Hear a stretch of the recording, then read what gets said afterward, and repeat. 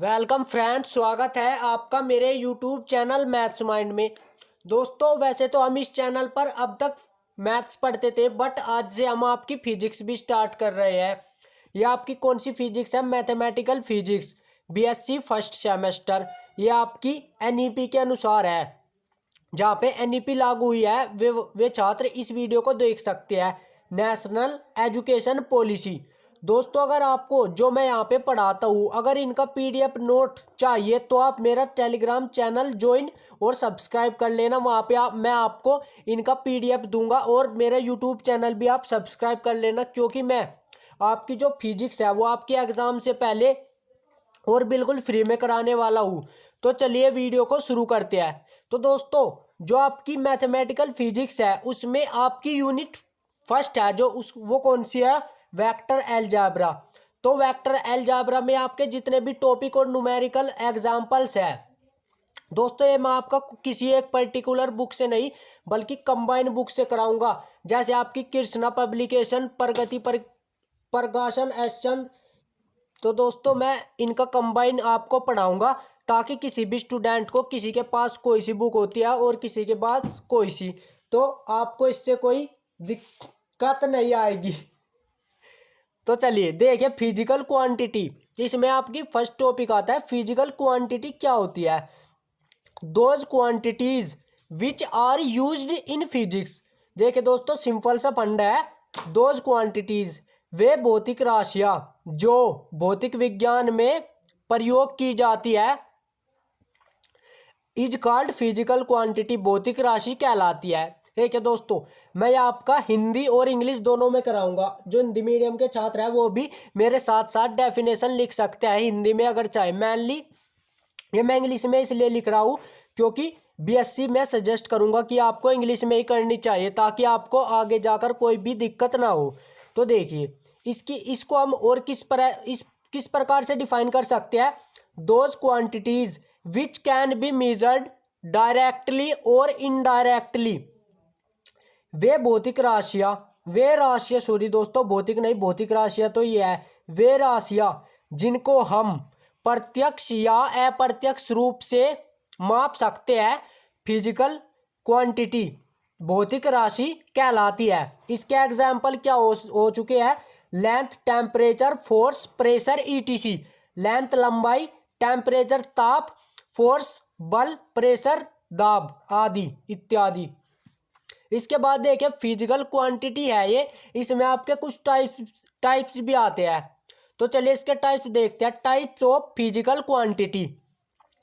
देखिए दोस्तों, जो आपकी फिजिकल क्वांटिटी होती है उसके दो टाइप्स होते हैं आपके। एक तो होता है स्केलर क्वांटिटी और एक वेक्टर क्वांटिटी। देखिए दोस्तों, ये कोई नए वर्ड नहीं है, आप इसको क्लास 9 से पढ़ते आ रहे हैं। आपको इनको पढ़ते पढ़ते बुढ़ापा आ गया, इन्हें समझने में आपको कोई दिक्कत नहीं होगी।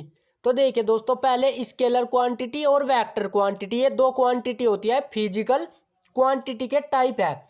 पहले हम देखते हैं स्केलर क्वांटिटी क्या होती है।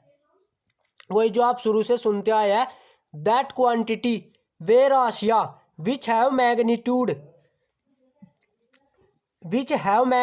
only, not direction, known as scalar quantity. Example, distance, speed, etc. वे राशियां जिनका केवल मान ज्ञात होता है हमें, सॉरी दोस्तों, आप इसको दूसरी तरह से डिफाइन करिए।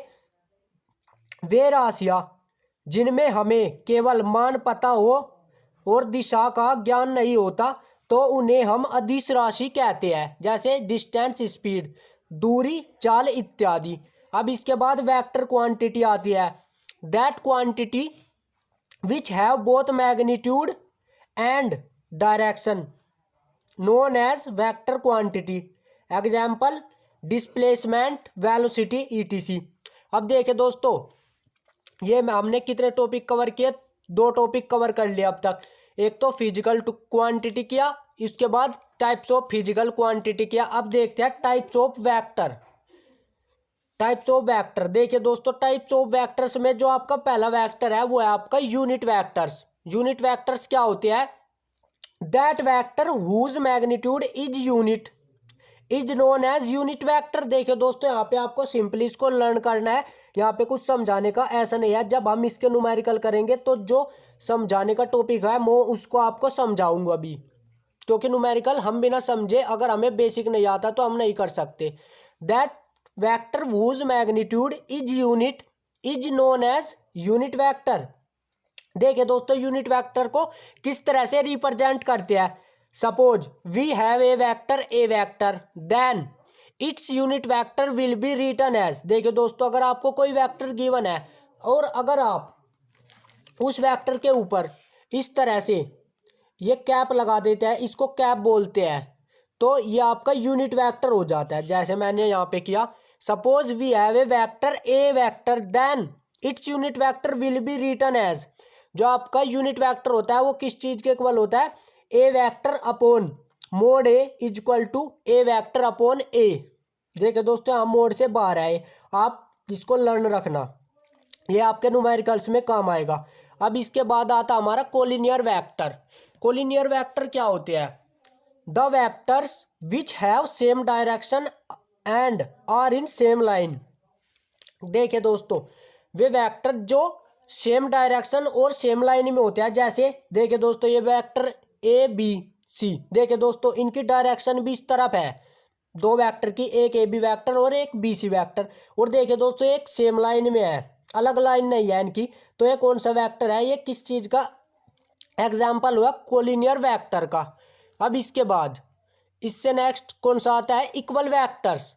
इक्वल वेक्टर्स को किस तरह से डिफाइन करते हैं, those parallel vector which have equal magnitude. कोई पैरेलल वेक्टर है अगर उसके इक्वल मैग्नीट्यूड और इक्वल डायरेक्शन होती है तो उसे हम क्या बोलते हैं, इक्वल वेक्टर, या लाइक वेक्टर भी बोल देते हैं दोस्तों इसको। देखिए दोस्तों इसका एग्जांपल, एक वेक्टर ए इस प्रकार ड्रॉ किया, इसके पैरेलल हमने एक वेक्टर बी ड्रॉ किया, डायरेक्शन दोनों की सेम की। देखिए दोस्तों यहाँ तक आपको समझ आया होगा। अब इससे नेक्स्ट देखते हैं, इसके जो नेक्स्ट टाइप है वे कौन कौन से है। इसके बाद आता है आपका coplanar vector, those vectors which lies in same plane known as coplanar vector. वे वेक्टर जो सेम प्लेन में होते हैं उन्हें कौन से वेक्टर कहते हैं, कोप्लेनर वेक्टर। उसके बाद आता है आपका opposite vectors, those parallel vectors which have equal magnitude but opposite direction known as. देखिए दोस्तों अपोजिट वेक्टर्स कौन से होते हैं, जो मैग्नीट्यूड में तो इक्वल हो बट डायरेक्शन उनकी अपोजिट हो। देखिए दोस्तों यहाँ पे एक वेक्टर ए से है, इसका मैग्नीट्यूड, और देखिए दोस्तों ये बी वेक्टर हमने इसकी डायरेक्शन बी की है जो इसके अपोजिट है, तो यहाँ से हम क्या लिख सकते हैं, ए वेक्टर है जो आपका is equal to minus b vector, क्योंकि उसकी डायरेक्शन अलग दिशा में है। उसके बाद एक फिक्स्ड वेक्टर होता है, the vector whose initial point is fixed. देखिए दोस्तों जिस वेक्टर का इनिशियल पॉइंट फिक्स्ड हो, मतलब कि यहाँ से ये वेक्टर चलेगा वो फिक्स किया हुआ है, तो उसे हम क्या कहते हैं, फिक्स्ड वेक्टर। जैसे पोजीशन वेक्टर आपका फिक्स वेक्टर होता है। उसके बाद आता है आपका free vector, vector whose initial point. देखिए दोस्तों उसका इनिशियल पॉइंट आप एडजस्ट कर सकते हैं। जैसे आपको क्वेश्चन गिवन है, तो अगर आपको डायग्राम वाला क्वेश्चन गिवन है तो आप उसके हिसाब से उसका जो वेक्टर है उसको अपने हिसाब से ड्रॉ कर सकते हैं। बट आपको अगर पोजीशन वेक्टर है तो आपको पोजीशन वेक्टर फिक्स किया हुआ है। उसके बाद इसका एग्जांपल क्या हुआ, वेलोसिटी वेक्टर। उसके बाद जो इम्पोर्टेंट वेक्टर है आपका orthogonal unit vector. Orthogonal unit vector कौन से होता है, those unit vector which acts along coordinate axis x y and z axis known as orthogonal unit vector. देखिए दोस्तों हमने यहाँ कोऑर्डिनेट सिस्टम ड्रॉ किया 3D में, एक्सप्लेन वाई जेड एक्सिस। तो दोस्तों जो आपका आई कैप होता है वो किस चीज़ के थ्रू होता है, एक्स के, वो सॉरी दोस्तों एक्स के, जो जे होता है वाई के होता है जेड के। तो देखिए दोस्तों यहाँ से हम इस डायग्राम से क्या कह सकते हैं, here we can say that the vector along X axis कौन सा है, I cap, the vector along Y axis is J cap, the vector along Z axis is K cap. तो देखिए दोस्तों, आपको ये समझ आया जो एक्स एक्सिस के आपका कौन सा वेक्टर होता है अलोंग आई, वाई के जे और जेड के। तो देखिए दोस्तों, अगर आपको इनका पीडीएफ नोट्स चाहिए जो मैंने आपको यहाँ इस लेक्चर में कराए, देखिए दोस्तों इसमें कुछ इतना समझाने का खास नहीं था, तो मैंने आपको ये सिंपली आपको लर्न करना है। मैं आपका एग्ज़ाम की दृष्टि से बहुत ज़्यादा, देखिए दोस्तों आपके एग्ज़ाम वैसे अब तक हो जाते, बट ये कोरोना की वजह से आपके एग्ज़ाम थोड़े पोस्टपोन हुए हैं, कैंसिल नहीं हुए दोस्तों अब तक। तो आप अपनी मेहनत करते रहिए, मैं आप भी सपोर्ट करिए और मैं भी आपकी जितनी ज़्यादा हेल्प हो सकेंगी मैं भी करूँगा। बस आपको हेल्प क्या, आपको तो चैनल सब्सक्राइब करना है। मैं डेली एक मैथमेटिकल फिजिक्स और एक न्यूटन मैकेनिक्स और 2 लेक्चर्स मैथ के डेली अपलोड करूँगा। तो देखिए दोस्तों हमारे कितने लेक्चर्स हुए डेली, 3 to 4 लेक्चर्स हुए हमारे।